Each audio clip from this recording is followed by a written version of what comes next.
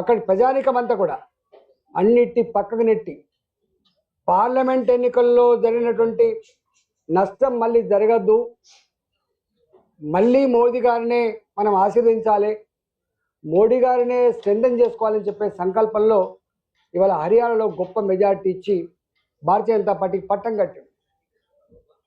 దేశంలో ఆర్థిక రాజధానిగా ఉన్నటువంటి బొంబాయి, మహారాష్ట్ర చాలా కీలకమైన రాష్ట్రం.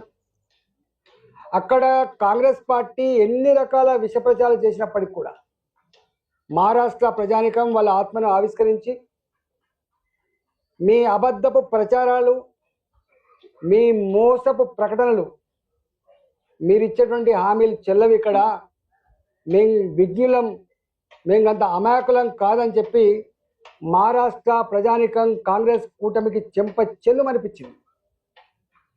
ఇప్పటికే దేశవ్యాప్తంగా చర్చ జరుగుతూ ఉంది. హిమాచల్ ప్రదేశ్లో హామీలు ఇచ్చి అమలు కాకపోగా హిమాచల్ ప్రదేశ్ మళ్ళీ ఎన్నడికి కోలుకునేంత అప్పుల ఊపులో కూరుకుపోయి ఇవాళ అప్పు పుట్టని స్థాయికి దిగజారిపోయింది. దాని పరిణామం ఏందో హర్యానా చూపించింది. హర్యానా ప్రజానికం కూడా తెలంగాణలో ఇచ్చిన హామీలు కావచ్చు, హిమాచల్లో ఇచ్చిన హామీలు కావచ్చు అమలు చేయలేకపోతున్నారు.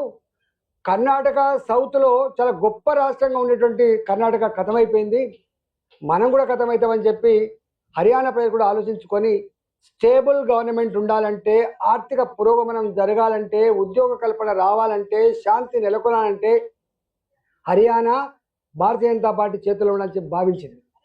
ఇవాళ మహారాష్ట్ర కూడా ఇవాళ అట్లే భావించింది. అందువల్ల దాన్ని ముఖం బాగలేక అద్దం పాల్గొట్టున్నట్టుగా వాళ్లకు చేతగాక చేవలేక ఈ దుర్మార్గపు దరిద్ర ప్రచారాలు చెల్లక ప్రజలు ఓడగొడితే ఇవాళ ఈవీఎంలు పనిచేస్తలేవు. తాను గెలుస్తానో ఈవీఎంలు పనిచేసినట్టు, ఇతరులు గెలుస్తానో ఈవీఎంలు పనిచేయనట్టు ఓ గంట స్థాయికి దిగజారిపోయింది. ఇవాళ అనేక సంస్థలు ఇప్పటికే చెప్పినాయి, స్వయంగా వాళ్ళ సంస్థలు ఇప్పటికే చెప్పినాయి, స్వయంగా వాళ్ళ కేంద్ర మాజీ మంత్రి గారు మాట్లాడిన మాటలు ఏంటంటే మహారాష్ట్రలో పార్టీ ఇంటాక్టే ఉంది, మహారాష్ట్రలో ఐక్యంగా కొట్లాడినరు, మహారాష్ట్రలో ప్రజాయమే భారతీయ జనతా పార్టీని గెలిపించుకోవాలనేటువంటి సంకల్పంతో ఉన్నారు, అంతే తప్ప వీళ్ళు చెప్తున్నట్టుగా ఈవీఎంలు కాదని చెప్పి స్వయంగా వాళ్ళ బాధ్యత కలిగిన మాజీ మంత్రి గారే మాట్లాడిందంటే వీళ్ళకు అయినా సోయి రాదు, జ్ఞానోదయం కలగదు, ఇంకా అబద్ధాల పునాదుల మీదే బతకాలని చెప్పి ప్రయత్నం చేస్తున్న పార్టీ ఇలా కాంగ్రెస్ పార్టీ. ఇవాళ చూస్తున్నాం దేశవ్యాప్తంగా. నిన్న పార్లమెంట్లో వాళ్ళు వివరిస్తున్న తీరు మీద ఇప్పటికే మాట్లాడినాం.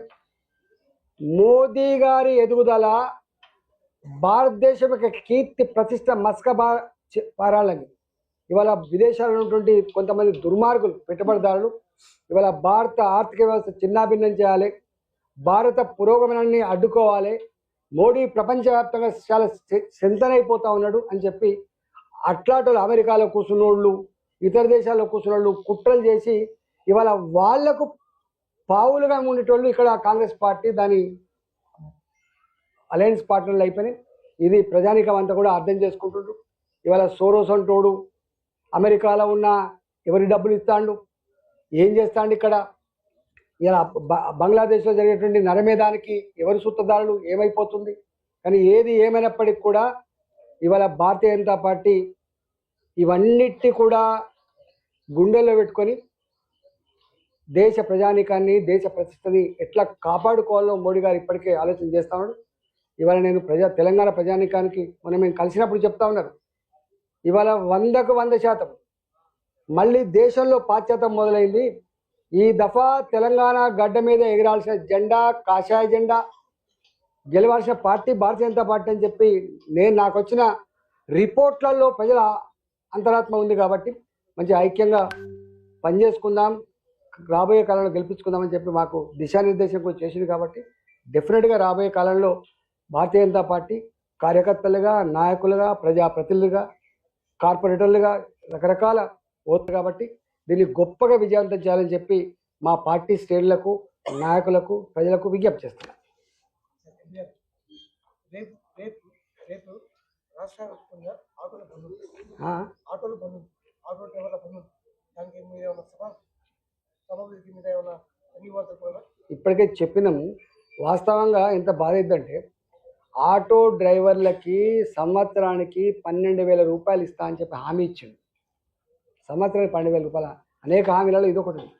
ఇంతవరకు ఒక్క ఆటో డ్రైవర్కి కూడా ఒక 1000 రూపాయలు కాలేదు. అనేక మంది అసలు తెలుస్తలేదు కానీ అనేక మంది ఆటో డ్రైవర్లు సూసైడ్ చేసుకున్నారు. మా నియోజకవర్గంలో ఒక 3 సూసైడ్ చేసుకుని పోయి వచ్చినారు. ఉప్పల్లో చేసుకున్నారు. అనేక మంది సూసైడ్. అంటే ఒక చర్య చేపడుతున్నప్పుడు దాని పర్యవసానాల మీద అవగాహన లేదు. ఇవాళ మీరు చూసిన హైడ్రా మీద చేసిన డ్రామా ఏందో అర్థమైంది. మూసి మీద ఎంత దుర్మార్గుడు అంటే మూసి అట కిషన్ రెడ్డి గారు సూసైడ్ చేసుకుంటే కూడా మూసి ప్రక్షాళన ఆగదనే మాటలు మాట్లాడుతున్నట్టే నీకు ఏం అవగాహన ఉన్నట్టు? నువ్వేం మనిషివా? నువ్వు ఏంది అసలు నాకు అర్థం కాదు. గిదా నువ్వు మాట్లాడే మాట. మేమేమో మోడీ గారి దగ్గరికి పోయి తెలంగాణకు కోచ్ ఫ్యాక్టరీ ఎట్లా రావాలి, కాజీపేటలో నేషనల్ హైవేస్ ఎట్లా రావాలి, ఇవాళ చెంగిచెర్ల లాంటి రైల్వే స్టేషన్ నిర్మాణం ఎట్లా జరగాలి, డబ్బులు ఎట్లా రావాలి, మా రాష్ట్రాన్ని ఎట్లా బాగు చేసుకోవాలని చెప్పి మేము ప్రయత్నం చేస్తుంటే ఇగో ఈయన మాట్లాడే మాటలకి